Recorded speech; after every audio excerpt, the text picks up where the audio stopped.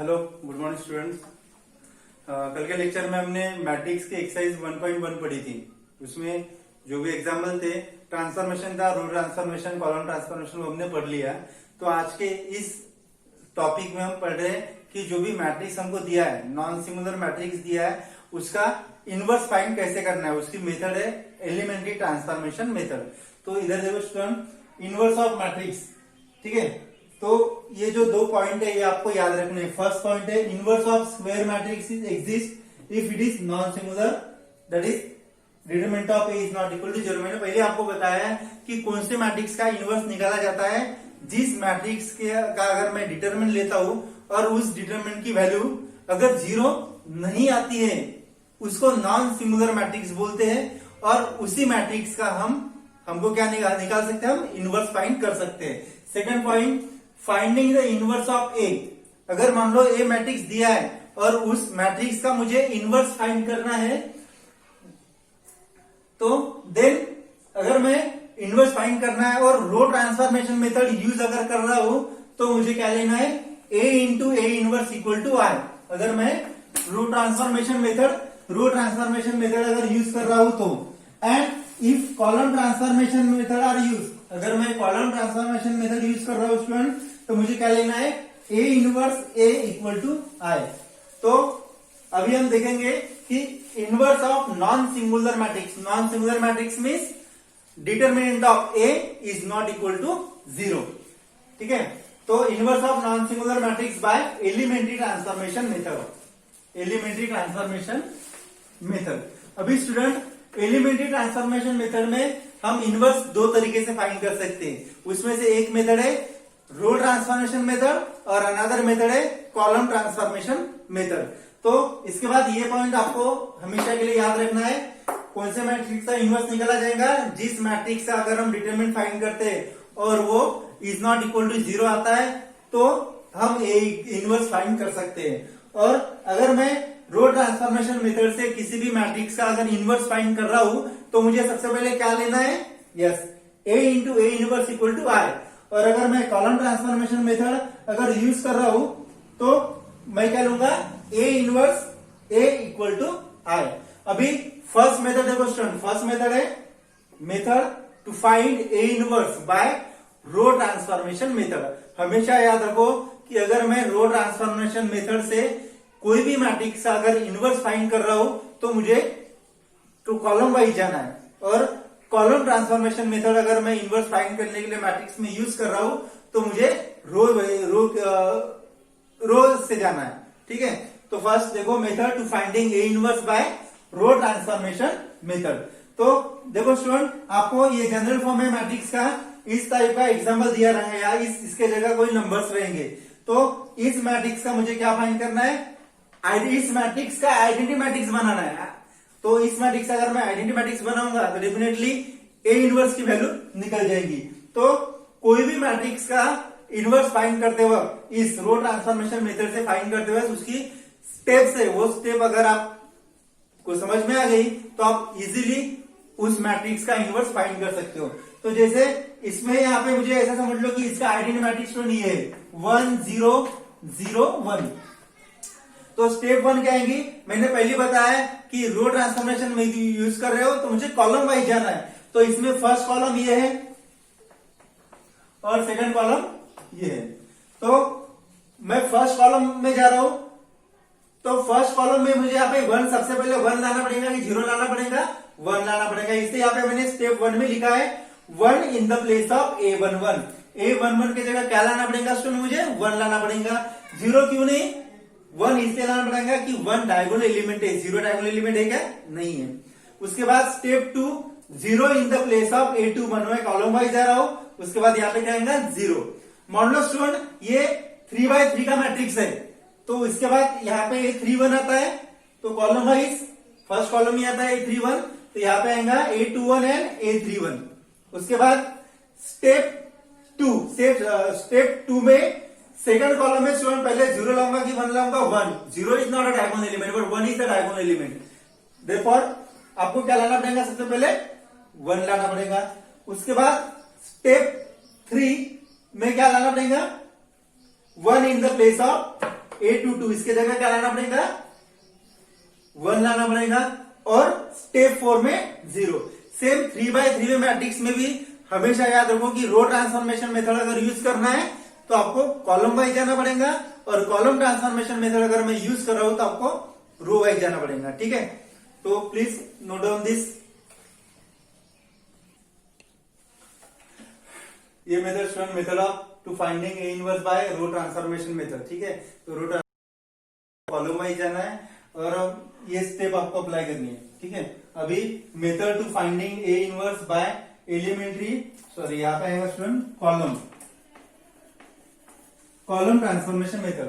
तो column transformation method में जो हम ए इनवर्स फाइंड करने हैं तो हमको रो वाइज जाना है। ठीक है, तो ये जो गिवन मैट्रिक्स है इसको हमको आइडेंटिटी मैट्रिक्स बनाना है। कॉलम ट्रांसफॉर्मेशन मेथड है तो रो वाइज जाना है। फर्स्ट रो ये है तो हमको तीनों में से सबसे पहले क्या लाना पड़ेगा, 1, because 1 is the diagonal element, इसलिए मैंने स्टेप 1 क्या लिखा है, 1 in the place of A11। उसके बाद स्टेप 2 में 0 in the place of first row, in the place of A12 and A13। उसके बाद स्टूडेंट स्टेप 3 में अभी इस तीनों में से 1 डायगोनल एलिमेंट है, इसलिए सबसे पहले 1 लाना है, 1 in the place of A22। उसके बाद स्टेप 4 में 0 in the place of A21 and A23। उसके बाद स्टूडेंट थर्ड रो में 1 पहले लाना है, 1 इज द डायगोनल एलिमेंट, इसलिए स्टेप 5 में 1 in the place of A33 and step 6 में 0 in the place of A31 and A32। ठीक है स्टूडेंट, तो ये है methods to finding the inverse by row transformation method and column transformation method. इसके हम एक एक एग्जांपल सॉल्व करके देखते हैं। ठीक है, मेथड यही है। ठीक है, इसका स्क्रीनशॉट निकाल के रखना। ठीक है, अभी हम देखते हैं student second method inverse find करने की, inverse of a square matrix bye adjoin method. तो एडजॉइन मेथड में भी, एडजॉइन मेथड से भी स्टूडेंट्स किसी भी मैट्रिक्स, नॉन सिंगुलर मैट्रिक्स का हम इनवर्स फाइंड कर सकते हैं। उसमें हमको क्या करना है student, determinant of A find करना है। अगर if determinant of A is not equal to, if determinant of A is not, determinant of A अगर 0 नहीं होता है तो हम इनवर्स उसका फाइंड कर सकते हैं। ठीक है, उसके बाद एडजॉइंट ऑफ ए। अभी मेन इंपॉर्टेंट बात यह है स्टूडेंट की एडजॉइंट ऑफ ए कैसे निकालना है। एडजॉइंट ऑफ ए निकालने के लिए उस मैट्रिक्स का हमको माइनर निकालना पड़ता है और कोफैक्टर निकालना पड़ता है। ठीक है, तो स्टूडेंट सबसे पहले आपने 11 में पढ़ा होगा कि कोई भी मैट्रिक्स का माइनर कैसे निकालते हैं और कोफैक्टर कैसे निकालते हैं।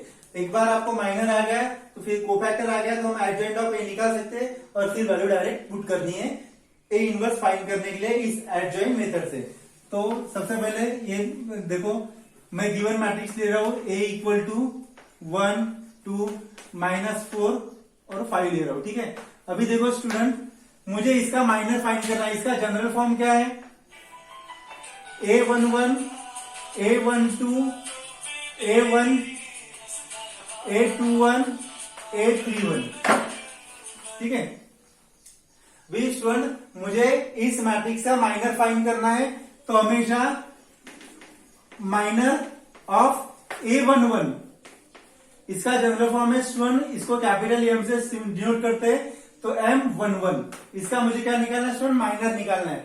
अभी यहाँ पे देखो M11 की पोजीशन क्या है, यहाँ पे ये है तो M11 है ना, आई मीन्स आई की वैल्यू, रो की वैल्यू 1 है और जे की वैल्यू भी 1 है। फर्स्ट रो फर्स्ट कॉलम ये आपको छोड़ना है, फर्स्ट रो फर्स्ट कॉलम। वैसे स्टूडेंट मान लो अगर मैट्रिक्स 3x3 में, 3x3 में तो इसकी पोजीशन अगर A11 है तो फर्स्ट रो और फर्स्ट कॉलम छोड़ के इसका डिटरमिनेंट लेना है। जो भी डिटरमिनेंट आएगा वो होगा इसका माइनर। लेकिन मैंने अभी ऑर्डर 2 लिया है स्टूडेंट, तो ऑर्डर 2 लिया है तो ऑर्डर 2 में M11 की पोजीशन क्या है, फर्स्ट रो फर्स्ट कॉलम, 5 बचा है इसलिए इसका माइनर क्या आएगा स्टूडेंट, 5 आएगा। अभी जिसका हम माइनर निकालते हैं उसी का हमको कोफैक्टर निकालना पड़ता है।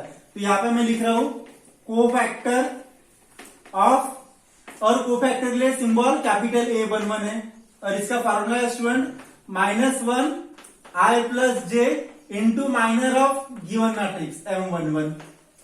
ठीक है, तो -1 आई प्लस जे, आई की वैल्यू 1 है और जे की वैल्यू 1 है, 1 प्लस 1 2, यहां पे मैं लिख रहा हूं 1 प्लस 1, और m11 की वैल्यू 5, तो -1 raise to power 1 plus 1 2 into 5, तो ये कितना आएगा स्टूडेंट, आंसर 5। अभी हमेशा याद रखो कि 1 प्लस 1 2 होता है, 2 इज द इवन नंबर। अगर इवन नंबर है तो जो माइनर आता है, माइनस अगर प्लस में है तो अगर ये इवन नंबर आ गया तो उसका आंसर भी प्लस में आ गया।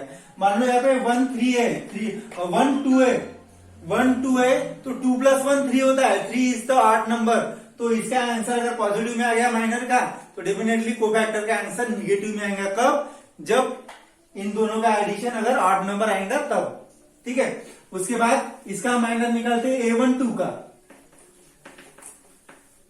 माइनर ऑफ A12, यानी इसका मुझे माइनर निकालना है M12 का।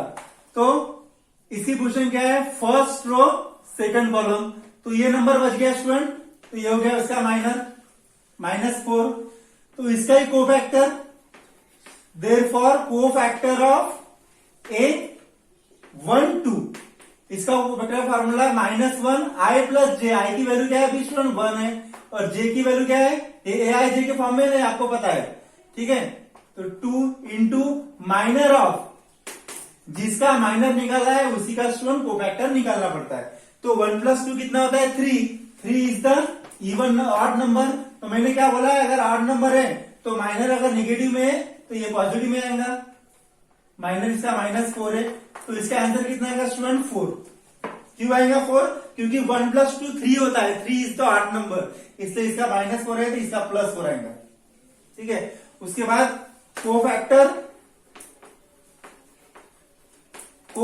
ऑफ A21, सॉरी यहां पे पहले माइनर आएगा स्टूडेंट, माइनर ऑफ A21 यानी M21, कितना आ रहा है माइनर इसका, M21 के position second row first column 2, तो इसका cofactor of capital A21, cofactor के लिए कैपिटल ए सिंबल है, तो फॉर्मूला सेम, -1 आई प्लस जे यानी 2 प्लस 1 इंटू M21, तो -1 2 प्लस 1 3, M21 की वैल्यू 2 आ गई। अभी देखो स्टूडेंट यहाँ पे 2 प्लस 1 3 होता है, 3 इज द ऑड नंबर, और ऑड नंबर है तो क्या बोला है मैंने, माइनर है, उसका अपोजिट में निगेटिव साइन आएगा, +2 है तो -2, इसलिए यहाँ पे इसका आंसर -2। उसके बाद स्टूडेंट यहां पे मैं निकाल रहा हूं माइनर कौन सा बचा है अभी, ये माइनर ऑफ A22 यानी M22, इसकी पोजीशन क्या है, सेकंड रो सेकंड कॉलम, ये नंबर बचा है 1, इसलिए इसका कोफैक्टर निकालना है स्टूडेंट आपको, कोफैक्टर ऑफ कैपिटल A22, ठीक है। तो ये कितना है स्टूडेंट, -1 2 प्लस 2 M22, तो 2 प्लस 2 कितना होता है 4, तो इसका आंसर 1 ही आएगा। और M22 की वैल्यू कितनी है, इसका माइनर 1 ही है, तो ये हो जाएगा 1। अभी यहाँ पे +1 इसलिए लिखा है कि 2 प्लस 2 4 होता है, 4 इज द इवन नंबर, और इवन नंबर के वक्त साइन जो माइनर का रहता है वही आपको कोफैक्टर का निकालना है, ठीक है। तो स्टूडेंट इस तरह कोफैक्टर फाइंड करते हैं। अभी कोफैक्टर मैंने क्या बोला था, एडजेंट ऑफ मैट्रिक्स जब हम सॉल्व करते हैं तो कोफैक्टर ऑफ मैट्रिक्स से यूज करते हैं, तो यहाँ पे लिखना है, ठीक है, मैं ये मिटा रहा हूं स्टूडेंट, ठीक है, ठीक है, यहां पे लिख रहा हूं देयरफॉर कोफैक्टर ऑफ ए, मैंने ए मैट्रिक्स दिया था ना, तो उसका कोफैक्टर क्या है, देखो अभी यहाँ पे A11 का कोफैक्टर क्या है, A11 का कोफैक्टर 5, तो मैं यहाँ पे A11 की जगह 5 लिखूंगा। उसके बाद A12 का कोफैक्टर कितना आ गया है, 4 आ गया है, तो यहाँ पे 4 लिखूंगा। उसके बाद A21 का कोफैक्टर क्या है, A21 का कोफैक्टर है -2। उसके बाद A31 नहीं चाहिए, यहाँ पे A22 चाहिए, तो A22 का कोफैक्टर क्या आ गया है, 1 आ गया है। तो ये हो गया स्टूडेंट कोफैक्टर ऑफ ए, ये हो गया कोफैक्टर ऑफ मैट्रिक्स ए, ठीक है। अभी मुझे इसका क्या निकालना है स्टूडेंट, एडजॉइंट निकालना है। तो एडजॉइंट ऑफ ए इसलिए क्योंकि इसमें यूज होता है फॉर्मूले में। तो एडजॉइंट ऑफ ए कैसे निकालते हैं, सिंपल है, फर्स्ट रो को फर्स्ट कॉलम बनाना है और सेकंड रो को सेकंड कॉलम बनाना है, इंटरचेंजिंग रोज एंड कॉलम। अगर आपको कोई भी मैट्रिक्स का कोफैक्टर निकालने के बाद एडजॉइंट फाइंड करना है तो इंटरचेंज करना है, रो को कॉलम बनाना है और कॉलम को रो बनाना है। तो मैं फर्स्ट रो को फर्स्ट कॉलम बना रहा हूं 5 4, सेकंड रो को सेकंड कॉलम बना रहा हूं -2 1, ये हो गया एडजॉइंट ऑफ ए। और ये वैल्यू स्टूडेंट आपको इस फॉर्मूले में पुट करना है। डिटरमिनेंट ऑफ ए यानी वो आप स्टार्टिंग में निकाल लोगे। डिटरमिनेंट कोई भी मैट्रिक्स का डिटरमिनेंट कैसे फाइंड करना है ये आपको ऑलरेडी पता है और ये फॉर्मूले में पुट कर लोगे। तो ये हो गया student to find the inverse of adjoint method. ठीक है, आज के इस क्लास में हमने 2 मेथड पढ़ी थी इनवर्स फाइंड करने की। सबसे पहले हमेशा याद रखो कि कोई भी इनवर्स का, कोई भी मैट्रिक्स का हमको अगर इनवर्स फाइंड करना है तो वो मैट्रिक्स का जो डिटरमिनेंट है वो 0 नहीं आना चाहिए, यानी वो मैट्रिक्स नॉन सिंगुलर मैट्रिक्स आना चाहिए, तब वो मैट्रिक्स इन्वर्टिबल रहेगा। ठीक है, उसके बाद अगर हम फर्स्ट मेथड हमने पढ़ी थी रो ट्रांसफॉर्मेशन मेथड। ठीक है, सॉरी ट्रांसफॉर्मेशन मेथड में 2 मेथड है। कौन सी में 2 मेथड है, फर्स्ट है row elementary transformation method and second method है कॉलम एलिमेंट्री ट्रांसफॉर्मेशन मेथड। अगर हम रो ट्रांसफॉर्मेशन मेथड से जा रहे हैं तो हमको कॉलम वाइज जाना है और स्टार्टिंग में लिखना है consider A into A inverse equal to I, किसमें, रो ट्रांसफॉर्मेशन मेथड में। और अगर हम कॉलम ट्रांसफॉर्मेशन मेथड से इनवर्स फाइंड करना है तो हमको रो वाइज जाना है और स्टार्टिंग में लिखना है consider A inverse into A equal to I. ठीक है स्टूडेंट, और उसके बाद सेकंड मेथड पढ़ी थी हमने, कौन सी मेथड पढ़ी थी, ये method to find the inverse of square matrix by adjoint method. Adjoint method में हमको माइनर कैसे निकालना है ये पढ़ा हमने, उसके बाद कोफैक्टर कैसे निकालना है ये पढ़ा है, उसके बाद कोफैक्टर से एडजॉइंट निकालना है, एडजॉइंट कैसे निकालते हैं, इंटरचेंजिंग रोज एंड कॉलम, और फिर इस फॉर्मूले हमने पुट किया है तो ये हो जाएगा ए इनवर्स। ठीक है, तो आप ये मेथड अगर आपको समझ में आ गई होगी तो आप इसके अच्छे से प्रैक्टिस करो। नेक्स्ट क्लास में हम इसके न्यूमेरिकल हम इसके प्रॉब्लम्स देखेंगे। ठीक है, प्लीज नोट डाउन।